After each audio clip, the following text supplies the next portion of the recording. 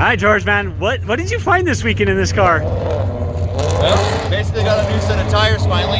We got the TCI stuff on there. Out of the box, it's excellent.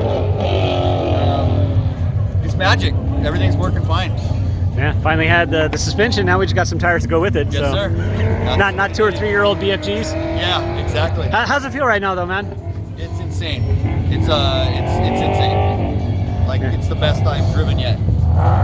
It looks good, man. And throwing down last night, late in the day, and everybody's scratching their head going, what just happened? Did that just happen? Is he going to back it up? And here we are today, sitting in first. Well ahead, too, man. You got a good 4/10 on Efren and myself and James Eaton, too. So see if we can do it again, work that magic line. You still got 3 laps left. Well, we'll see what we can do. Right on, man. Good luck, brother. Thank you.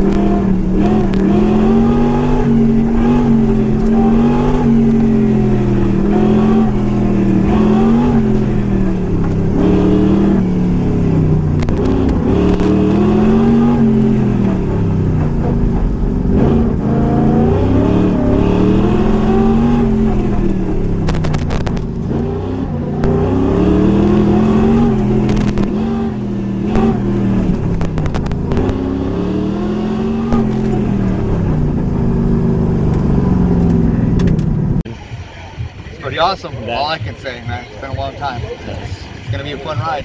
And dude, you're down on power, obviously. So how much? Tell us about the engine.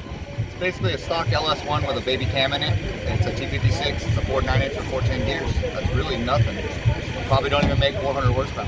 But it's on the rev limiter the whole time around the track. So next time you see this car, it'll have an LT1 in it, making probably about 500 horse. So we'll see.